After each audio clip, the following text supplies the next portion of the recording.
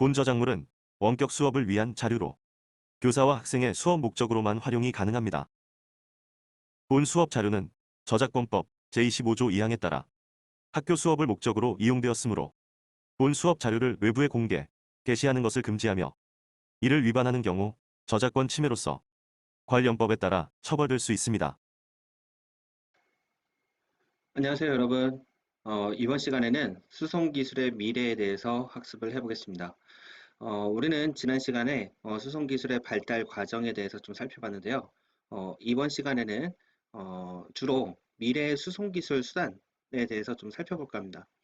오늘 여러분들이 학습하는 이 단원에서 성취 기준은 특히 내용을 살펴보시면 수송기술의 발달 과정, 그 중에서도 미래의 수송 기술에 대해서 좀 살펴보도록 하겠습니다. 자, 어떤 내용들이 포함되어 있냐면은 여러분들 뭐 여기 지금 나와 있는 7가지의 수송 기술 수단이 나오는데요. 일단 하이브리드 자동차 좀 살펴볼 거고요. 그 다음에 전기 자동차, 그 다음에 수소연료 전지 자동차, 그 다음에 극초음속 비행기, 그 다음에 자기부상 열차, 드론, 그 다음에 무인 자동차까지 총 7가지에 대해서 간단하게 살펴보도록 하겠습니다. 자, 여러분들, 수송 기술에서 어떤 중요한 어떤 핵심 요소가 무엇이냐, 지난 시간에도 살펴봤었는데, 수송 기술이라고 하는 게 사람이나 물건을 안전하고 신속하고, 그 다음에 편리하며 무엇보다도 친환경 쪽으로 이동을 해야 되겠죠. 그렇기 때문에 미래 수송 기술 또한 이 4가지의 측면에서 모든 조건을 좀 만족할 수 있고, 그런 수송 기술의 수단으로 발전해야 되지 않을까 싶습니다. 자, 먼저 친환경 수송 기술, 그 중에 하이브리드 자동차에 대해서 살펴볼 겁니다. 여러분들, 하이브리드라고 하는 것은 쉽게 말하면 2가지 이상의 기관이 사용됐다는 건데요. 그래서 내연기관과 전동기를 동시에 사용한 겁니다. 자, 밑에 보면 알겠지만 내연기관은 화석연료, 주로 여러분들 무엇을 쓰시나요? 그렇죠. 휘발유와 경유를 많이 쓰죠. 예. 그래서 휘발유 자동차, 그 다음에 경유 자동차, 이런 내연기관과 그 다음에 전기 에너지를 이용하는 전동기, 즉 2가지의 심장을 가지고 있다고 보면 되겠습니다. 그래서 일반 자동차에 비해서 유해가스 배출량을 줄이고 그 다음에 연비를 높인 차가 바로 하이브리드 자동차가 되겠습니다. 자, 여러분들 지금 위에 보면은 엔진의 작동 원리죠. 기존의 자동차는 바로 이렇게 엔진, 엔진, 엔진 즉 내연기관에서 작동시켜서 여러분들 동력을 얻었다면은 오늘날에는 바로 이 내연기관, 이런 내연기관이 아니라 전동기, 뭘까요 여러분들? 네, 그렇죠. 모터가 되겠습니다. 모터. 자, 이 모터를 이용해서 자동차가 추진하는 거죠. 그래서 내연기관과 모터를 동시에 사용하기 때문에 연비도 높고 그 다음에 유해가스의 배출량을 줄일 수 있는 친환경 자동차가 되겠습니다. 자, 다음으로는 전기 자동차에 대해서 볼 거예요. 앞에서 살펴봤던 하이브리드 자동차 같은 경우는 내연기관과 그 다음에 모터, 즉 다시 말하면 전동기를 2가지를 다 사용을 했죠. 자, 그렇지만 전기 자동차는 내연기관은 빼고요. 오로지 축전지에 저장되어 있는 전기를 받아서 전동기에서 회전력을 발생시켜서 나아가는 자동차가 되겠습니다. 그렇기 때문에 전기 자동차는 지금 여기 위에 보면은 그림 바와 같이 일단은 항상 충전을 해야 되겠죠. 충전. 자, 여러분들 스마트폰 다 가지고 계시죠? 네, 스마트폰도 하고 마찬가지예요. 자, 여러분들 스마트폰에 배터리가 막 15%, 그다음 막 10% 되면 어때요? 마음이 답답하죠? 그렇죠? 자, 그래서 전기 자동차 또한 마찬가지입니다. 그래서 전기 자동차가 운행을 할 때 항상 필요한 에너지를 충분히 저장을 하고 있어야 됩니다. 자, 그러려면은 여러분들 자동차가 다니는 길목이라든지 또는 자동차를 충전할 수 있는 그런 시설들이 곳곳에 설치되어 있어야 되겠죠. 자, 그래서 최근에는 바로 이런 전기 자동차를 충전할 수 있는 충전 인프라를 많이 보급하고 있기도 하고요. 여러분들 동네에서도 아마 이런 충전 소를 보실 수가 있습니다. 당연히 전기 에너지를 이용하기 때문에 유해가스나 소음 같은 것들이 거의 발생되지 않는 친환경 자동차가 되겠습니다. 자, 다음으로는 수소연료 전지 자동차를 볼 거예요. 자, 여러분들 전 시간에 지금 바로 전에 우리 전기 자동차 봤죠? 전기 자동차. 자, 전기 자동차 얘기하면서 선생님이 휴대전화 배터리 얘기했잖아요.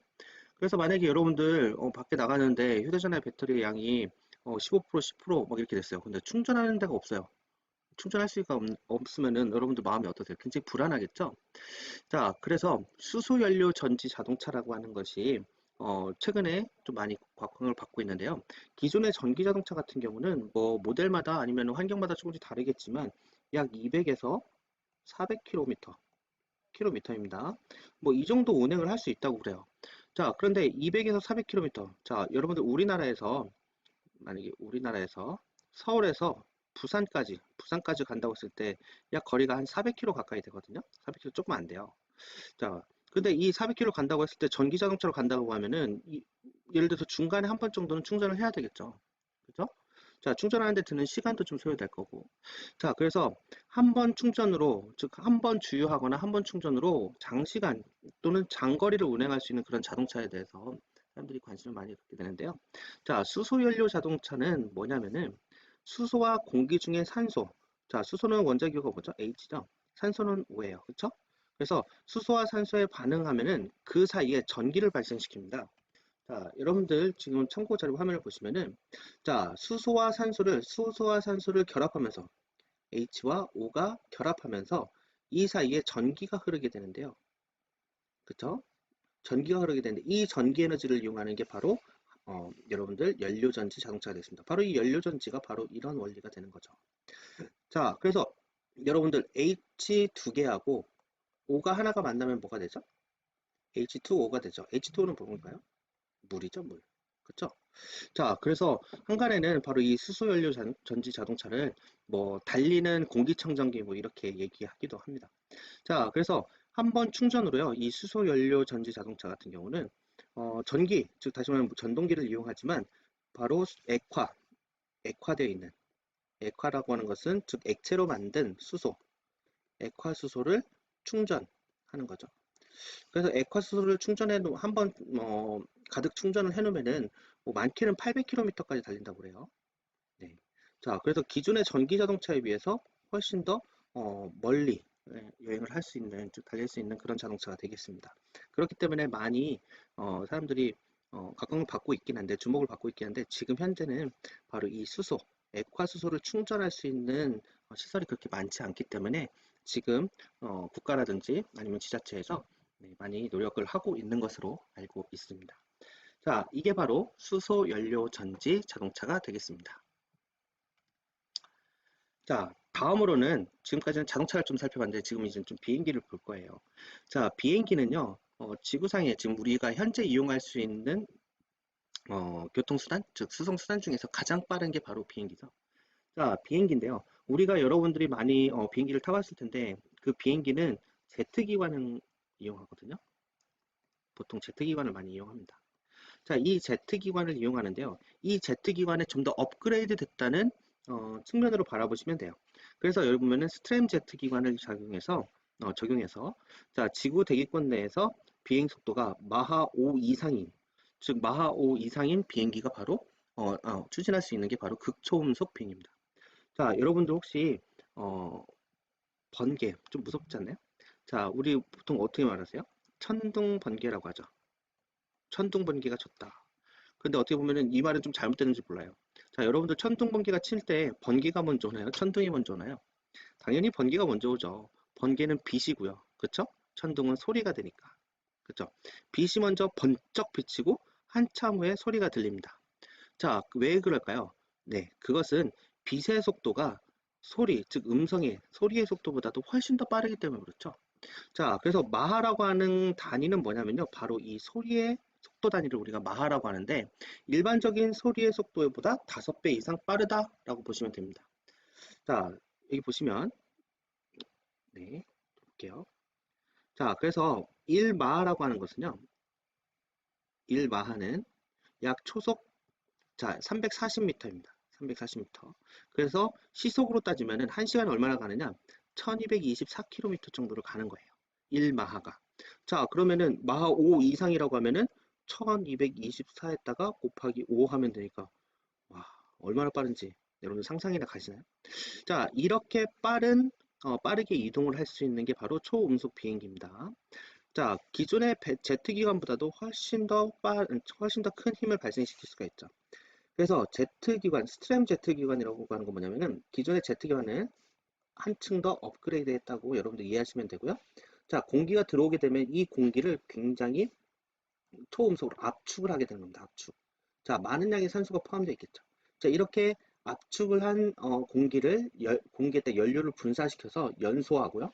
그 추진에, 즉 다시 말하면은 작용 반작용에 의해서 반작용의 원리로 앞으로 추진하게 되는, 자, 총소로 분출이 되면은 그 반작용에 의해서 앞으로 나아가게 되는, 바로 이게 스트램 제트 기관이 되겠습니다.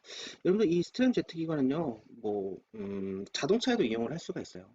그래서 여러분들 다른 외국에서 그 굉장히 평평한 평지에 바로 이런 제트 기관 엔진을 달아놓고선 여러분들 뭐라고 하나요? 게임에서 부스터라고 하나요? 이렇게 탁 누르면 푸쉬 하면서 빨리 나가는 거 있죠? 네, 그런 거 같이 바로 달려가는, 즉 다시 말하면 추진하는 바로 그런 비행기가 되겠습니다. 자, 제트기관의 원리에 대해서 선생님이 영상을 좀 준비했는데요. 잠깐 보고 올게요. 안녕하세요, 가랑비입니다. 오늘은 제트 엔진의 원리에 대해 간단히 알아보려고 합니다. 공기는 연소되면 팽창하는 성질이 있죠. 이 성질을 이용해 엔진 하나를 만들어 보겠습니다. 팽창하는 힘을 크게 만들기 위해서는 많은 공기와 많은 연료를 연소시켜야겠죠. 우선 엔진 앞에 팬을 달아서 공기를 많이 모아 보겠습니다. 자, 공기를 많이 모으긴 했는데 연소실의 공간이 너무 넓어서 연료를 고르게 뿌리고 연소시키기엔 다소 어려운 점이 있네요. 연소실을 작게 만들면 해결되지만 많은 공기가 들어가지는 못합니다. 압축기를 만들어서 공기를 압축해 연소실로 넣어줍니다. 이 팬과 압축기를 따로따로 구동하게 되면 추가적인 에너지가 들어가네요. 이참에 팽창력의 일부를 이용해 터빈을 돌리고 이 돌아가는 힘을 회전축으로 전달시켜 팬과 압축기를 돌립니다. 노즐을 통해 공기 분사 방향을 일정하게 만들어 제트로 만들어 보겠습니다. 네, 이것이 바로 제트 엔진입니다. 꽤 간단하죠? 이렇게 제트 엔진은 흡입, 압축, 연소, 배기의 단계를 거쳐 제트를 뿜어내는데 이 뿜어내는 제트로 추력을 얻습니다. 이 엔진은 터빈을 구동하기 때문에 영어의 터바인에서 유래한 터보가 앞에 붙어 터보 젯 엔진이라고 합니다. 다음으로는 우리가 자기부상 철도에 대해서 좀 살펴볼 거예요. 자기부상 철도. 자, 자기부상 철도는 여러분들 그 철도라고 하는 것은요, 굉장히 많은 양의 물자를 수송할 수도 있고, 그 다음에 교통체증이 없죠. 그 철길을 달리기 때문에. 그 다음에 사람도 많이 신속하게 이동할 수가 있어요. 자, 여러분들이 가장 많이 이용하는 철도라고 한다면 아마 KTX와 같이 고속철을 이용을 하겠죠. 자, 그런데 자기부상철도는요, 이 KTX는 전기 모터를 돌리는 건데요. 자, 이 자기부상철도는 공기 중에 떠서 달리게 되는 겁니다. 즉, 바퀴가 필요가 없는 거죠. 그래서 모터에 전원을 공급하면요, 그 레일에서 전류가 흘러서 모터와 레일이 서로 밀고 당기면서 앞으로 나아간다고 하는데요. 자, 그 원리는 잠깐 뒤에 살펴보고요. 자, 이렇게 철도를 이용하게 되면은, 자기부상 철도를 이용하게 되면은, 말씀드렸듯이 대량으로 수송할 수가 있고, 다른 육상 수송에 비해서 비교적 더 안전하고, 그 다음에 정확하고 굉장히 빨라요. 그리고 전기를 이용하기 때문에 환경오염이 거의 없는 특징을 갖고 있습니다. 자, 그러면 자기부상 절차, 즉 자기부상 철도가 어떻게 이동하는지 한번 살펴볼게요. 자, 여러분들 여기 보시면은 뜨는 원리가 나와요. 자, 뜨는 원리, 나아가는 원리인데 먼저 뜨는 원리에 대해서 좀 살펴보도록 할게요. 자, 여러분들 자석 보면은 자석에는 N극과 S극 이렇게 있죠. 자, 자력에 의해서 서로 다른 극이 되면은 어떻게 되나요? 서로 여기 사이에서는 서로 끌어당기는 힘이 작용을 할 겁니다. 반대로 N극과 S극이라고 한다면, 아니 N극과 N극이 된다면 어떨까요? 여러분들. 그렇죠? 네, N극과 N극이라면 서로 밀어내는 인력을 하죠. 그래서 당기는 것을 우리가 인력이라고 하고요. 당긴다고 해가지고. 자, 밀어내는 것을 우리가 청력이라고 해요. 즉, 인력과 청력을 이용해서 달리는데요. 자기부상 열차 또한 두 가지의 방법이 있는 거예요. 즉, 인력을 이용한 자기부상 열차가 있고요. 그 다음에 청력을 이용한 자기부상 열차가 있습니다. 자, 이 부분에 보면은, 자, 여러분들 여기 지금 이 그림으로 본다면은, 이 자기부상 열차는 인력을 이용할까요? 청력을 이용할까요? 뜨기 위해서요. 네, 맞습니다. 이 자기부상 열차는 인력을 이용하는 거죠. 자, 여기 보면 레일이 있고요. 자, 레일에 전자석, 즉 부상하는 자석이 붙어 있어요. 자, 그러면은 이 열차가 위로 뜨기 위해서는 자, 만약에 레일이 N극이다라고 하면은 밑에 있는 부상하는 전자석은 무슨 극이어야 될까요? 네, 맞습니다. S극이어야 되죠.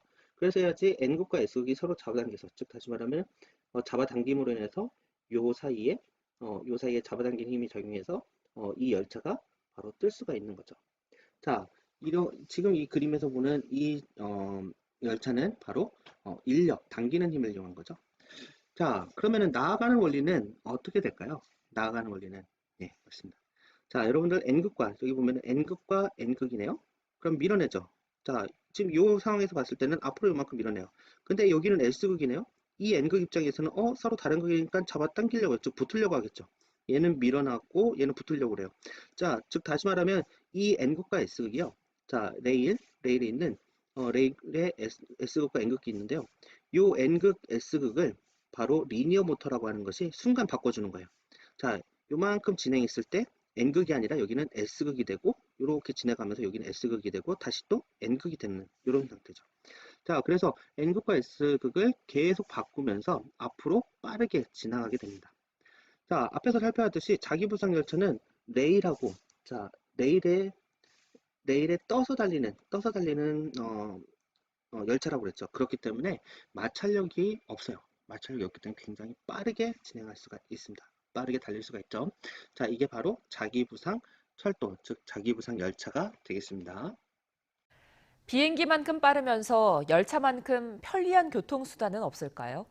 인류의 수건을 차세대 교통수단인 하이퍼루프가 곧 해결해 줄 것 같습니다. 시속 1000km 이상의 엄청난 속도로 달릴 수 있다고 합니다. 보도에 김형근 기자입니다. 언뜻 보면 고속철 같기도 하고 우주선 같기도 합니다. 차세대 교통수단 하이퍼루프입니다. 최고 속도는 시속 1220km, 비행기만큼 빠릅니다. 서울에서 부산까지 단 20분에 주파합니다. 이처럼 엄청난 속도로 달릴 수 있는 건 진공 상태의 튜브 안을 떠서 가기 때문입니다. 마찰과 공기 저항이 거의 없기 때문에 고속철보다 훨씬 빠른 속도를 낼 수 있는 겁니다. This technology is no longer theoretical, it's actually proven and it's there. We've shown the world it can be done. 하이퍼루프를 처음 제안한 건 테슬라의 공동 창업자인 일론 머스크입니다. 이후 여러 업체가 개발에 뛰어들었습니다. 이 분야 선두를 달리고 있는 버진 하이퍼루프원은 미국 네바다 사막에 터널을 만들어 수백 차례 모의 주행을 성공리에 마쳤습니다. We're the only company in the world that have actually built a full-size test facility where we've done now over 400 tests. So we have proven that the technology works at full scale. 이 회사는 오는 2021년까지 하이퍼루프 시스템을 두바이에 건설할 계획입니다. 이 꿈의 교통수단에는 미국과 중국, 스페인 등의 50여 개 업체가 뛰어들어 개발 경쟁을 펼치고 있습니다. YTN 김영근입니다. 자, 다음으로 여러분들 지금 살펴보는 드론에 대해서 살펴보겠습니다. 아마 여러분들 드론에 대해서는 많이 접해봤을 거예요. 뭐 체험도 해보셨을 거고 아니면 여러분들 집에 여러분들이 가지고 있는 드론도 있을 겁니다. 자, 위에 그림이 하나 나오는데요. 여기는 아마존이에요. 아마존. 자, 이것도 시간이 꽤 지났는데요. 그러니까 예전에 만들어진 영상인데요. 아마존에서는 바로 이렇게 드론을 이용해서 물건을 빠르게 이동시켜서, 즉 다시 말하면 운송할 수 있는 그런 것을 아주 예전부터 준비해 왔고요. 네, 지금도 이제는 지금 시범 서비스가 운영되는 걸로 선생님은 알고 있습니다. 자, 그래서 드론이라고 한다면은 무인 비행기를 우리가 드론이라고 해요. 무인 비행기. 즉 다시 말하면은 사람이 타지 않고서 기계가 스스로 이동할 수 있는 것을 우리가 드론이라고 하거든요. 그래서 헬리콥터 형식, 즉 여기 보면은 이 그림과 같이 헬리콥터 형식도 있고요. 아니면은 비행기 형식도 있어요. 자, 그런 종류는 뭐 여러 가지가 있겠지만 일단 드론이라고 한다면은 바로 무선으로 조종을 해가지고 움직이는 무인 비행체를 우리가 드론이라고 합니다. 통칭해서 드론이라고 그래요. 자, 그래서 위성 위치 확인 시스템, 즉 다시 말하면 GPS, 여러분들 스마트폰에도 있는 센서죠. 그 다음에 뭐 내비게이션 이런 데 사용되는 바로 글로벌 포지셔닝 시스템이라고 하는 GPS 시스템을 이용해서 우리가 드론이 이동을 하게 됩니다. 뭐 활용할 수 있는 분야는 굉장히 많아요. 뭐 택배, 지금 여기서 보면 이건 택배겠죠. 그 다음에 농업, 자 여기 농업용 드론, 그래서 여러분들 농약이라든지 이런 것들을 살펴보는 군사, 그 다음에 산불 관리, 그 다음에 의료, 건강 이런 것들이 굉장히 많죠. 뿐만 아니라 선생님은 플러스 머지않아서 바로 사람이 이동하는 개인용 운송수단으로서의 드론이 많이 활용될 거라고 좀 생각이 듭니다. 자, 여러분들 혹시 이 장면 보셨어요? 이 장면이 무엇인지 아시나요? 네, 맞습니다. 네, 바로 여러분들 평창 아시죠? 평창. 네, 평창에서 많은 수의 드론들이 지금 그 불빛들이 모여서 오륜기를 만들고 있고요. 그 다음에 동계올림픽이다 보니까 좀 무슨 모양으로 좀 바뀌고 있는데, 네, 뭘까요? 그렇죠. 스노우보드를 타고 있는 거네요. 자, 바로 이 장면은 평창 올림픽 때 선언을 보였던 바로 드론인데요. 단 한 대도 서로 부딪히지도 않고요. 일정한 간격으로 프로그래밍 되어 있는 대로 어떤 모양을 만들거나 위치로 이동하는 것들을 볼 수가 있습니다. 자, 이렇듯 드론은 우리 생활 속에 굉장히 많이 이용될 거라고 선생님은 생각하고 있습니다. 근데 무엇보다도 안전하게 이용을 해야 되겠죠. 자, 다음으로는 바로 자율주행 자동차에 대해서 볼 거예요. 자, 자율주행 자동차는 말 그대로 운전자가 운전을 하지 않아도 자동차가 스스로 이동을 할 수가 있는 게 바로 자율주행 자동차죠. 자, 만약에 이런 시대가 나온다면 뭐가 좋을까요? 여러분들도 차를 한 대씩 받을 수 있어요. 여러분들 차도 한 대씩 가질 수가 있겠죠. 근데 내가 직접 운전을 하지 않아도 컴퓨터가 여러 가지 시스템들이 유기적으로 조합돼서 자동차가 이동할 수 있기 때문에 굳이 운전자가 필요하지 않은 거죠. 자, 이런 자율주행 자동차는 어떤 원리로 이동을 하는지 한번 살짝 볼게요. 자, 여기 보면은 360도 회전 레이더 센서 또는 GPS 위성으로부터, 자, 하늘의 위성으로부터 신호를 이렇게 받겠죠. 신호를 받을 거예요. 그래서 이 지금 차가 있는 위치가 어디고 어떤 장애물이 있는지 없는지 전방 카메라나 후방 레이더나 또는 전방 레이더나 이런 것들을 통해서 바로 위치를 가늠해 볼 거고요. 자, 이런 여러 가지 신호들을 주행 컴퓨터, 즉 다시 말하면 CPU, 즉 여러분들 노트북이나 데스크탑에 있는 그런 중앙 처리 장치를 이용해 가지고 여러분들 자동차가 이동하게 되는 겁니다. 네, 원리는 굉장히 간단하지만요. 여러분들 지금도 굉장히 많이 연구를 하고 있고 아무래도 수송수단에 있어서 제일 처음에 살펴봤던 안전하고 신속하게 이동하는 그런 것들이 굉장히 중요하잖아요. 그래서 안전을 위해서 자칫 사고가 나지 않도록 많은 연구 개발을 통해서 보완을 해 나가고 있습니다. 자, 여러분들 지금 여기 보면은 네, 실제 여러분들 자율주행 자동차가 움직이는 장면을 간단하게 살펴보고 있는데요. 지금 보면은 여기 보면은 사람 손은 어떻게 있어요? 예, 사람들은 운전대를 잡고 있지 않잖아요. 이렇게 되면 굉장히 위험하죠. 그렇죠? 그래서 요 자동차들과 스스로 내가 원하는 데까지 내비게이션을 통해서 내가 원하는 데까지 위치를 잡게 되면은 자동차가 스스로 이동하게 되는 바로 이게 자율주행 자동차가 되겠습니다. 자, 여러분들 앞으로의 미래는 어떨까요? 네, 지금 그림에서 보는 바와 같이 화면에서 보는 바와 같이 하늘을 날아다니는 자동차, 네, 충분히 가능하죠. 지금도 개발은 되어 있다고 생각합니다. 네, 그래서 뭐 하늘 날아다니는 자동차, 이 자동차들이 서로 유기적으로 움직이는 이런 시스템들, 네, 이런 것들이 바로 머지않아 바로 여러분들에게 나타날 미래라고 생각을 합니다. 자, 여러분들 오늘은 수송기술, 미래 수송수단에 대해서 살펴봤습니다. 자, 그러면은 오늘 수업은 여기까지 할게요. 수고하셨습니다.